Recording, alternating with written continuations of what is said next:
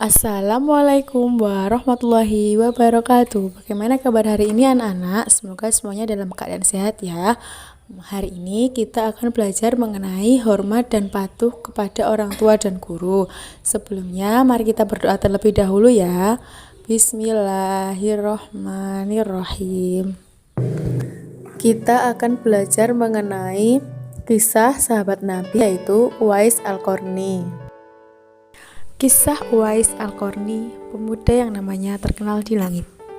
Dalam sebuah hadis yang diriwayatkan Muslim, Rasulullah SAW bersabda, sebaik-baiknya tabi'in atau pengikut adalah seorang laki-laki yang biasa dipanggil Uwais. Nama lengkapnya adalah Uwais Al-Qarni.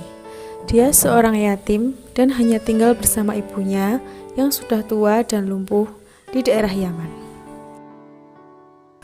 Uwais juga memiliki penyakit belang di tubuhnya. Uwais dan ibunya adalah keluarga yang fakir. Pakaiannya compang-camping dan lusuh sampai dikira orang gila oleh orang di sekitar sana. Uwais adalah seorang pemuda yang soleh dan sangat memuliakan ibunya. Uwais senantiasa merawat dan memenuhi semua permintaan ibunya. Pada satu waktu, Uwais minta izin pada ibunya untuk berjumpa dengan Rasulullah SAW yang saat itu berada di Madinah. Ibu, aku ingin meminta izin untuk pergi ke Madinah bertemu Rasulullah. Apakah ibu mengizinkanku? Baik nak, silahkan temui Rasulullah.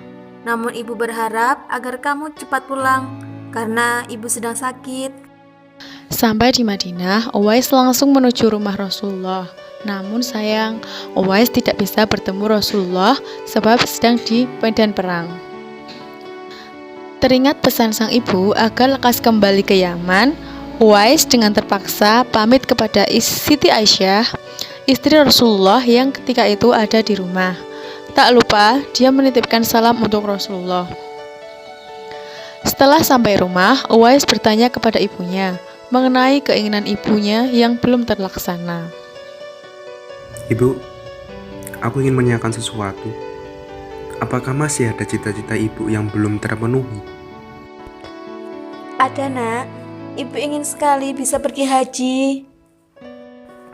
Baik bu, insya Allah akan kupenuhi keinginan ibu. Namun menunggu waktu yang tepat. Amin ya rabbal alamin. Uwais merasa berat untuk memenuhi keinginan sang ibu. Karena dengan kondisi yang ketika itu, ia tidak punya uang. Dari Yaman menuju Makkah sangatlah jauh. Harus melewati padang yang tandus dan panas. Yang biasanya orang-orang Makkah menggunakan unta untuk membawa banyak perbekalan. Uwais terus berpikir untuk mencari jalan keluar agar ibunya bisa berangkat ke Tanah Suci. Kemudian dibelilah seekor anak lembu dan Uwais membuatkan kandang di puncak bukit. Setiap pagi, ia bolak-balik menggendong anak lembu itu naik turun ke bukit. Banyak orang yang menganggap aneh tindakan Uwais tersebut. Setelah 8 bulan, berat lembu telah mencapai 100 kg. Saat tiba musim haji, Uwais merasa otot-ototnya sudah kuat dan siap mengangkat beban berat. Dia pun menggendong sang ibu dari Yaman ke Makkah untuk menunaikan ibadah haji. Di Tanah Suci, Uwais Al-Qarni dengan tegap menggendong ibunya wakaf di Arafah dan tawaf di Ka'bah. Di depan Ka'bah, air mata sang ibu tumpah. Uwais pun berdoa, Ya Allah, ampuni semua dosa ibuku ya Allah. Amin. Bagaimana dengan dosamu nak?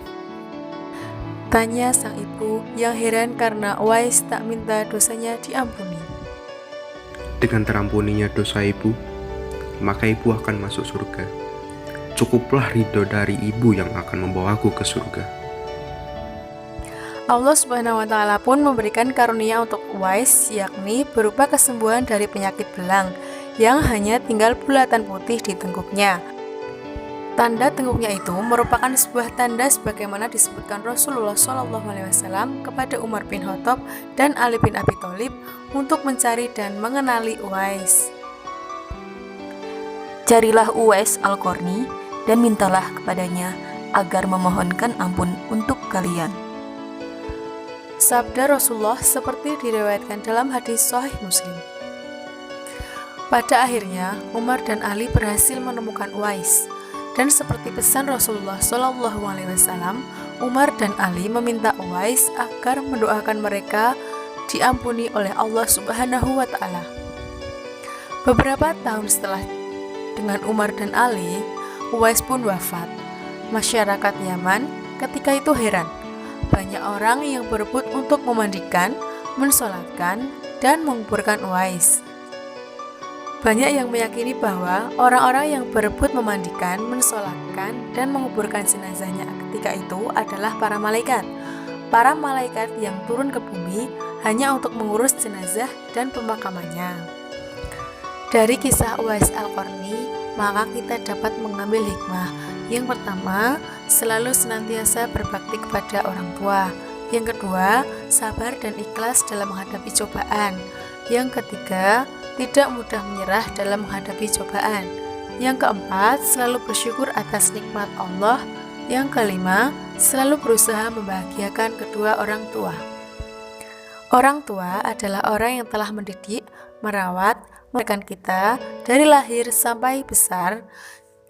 Kita harus berbakti kepada orang tua sebagai balas budi kepada mereka yang telah merawat dengan baik dan tulus kepada kita dari kecil sampai sekarang ini. Menghormati kedua orang tua bisa dilakukan dengan cara berbuat baik, tidak berkata kasar, dan memuliakannya. Sebagaimana terdapat di dalam Quran Surat Al-Isra ayat 23 yang berbunyi, وَقَضَى رَبُّكَ أَلَّا تَعْبُدُوا إِلَّا إِيَّاهُ وَبِالْوَالِدَيْنِ إِحْسَانًا إِمَّا يَبْلُغَنَّ عِندَكَ الْكِبَرَ أَحَدُهُمَا أَوْ كِلَاهُمَا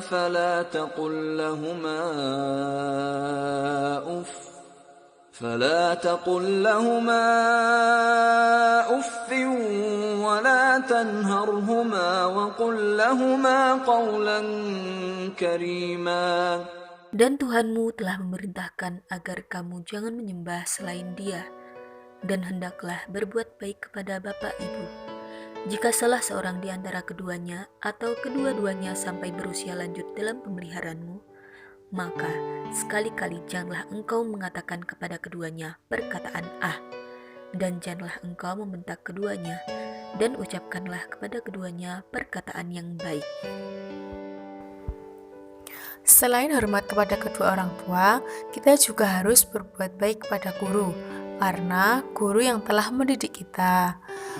Guru juga merupakan orang tua kedua kita di sekolah. Mungkin cukup sekian yang dapat Ibu sampaikan. Semoga bermanfaat. Jangan lupa belajar dan tetap semangat ya. Wassalamualaikum warahmatullahi wabarakatuh.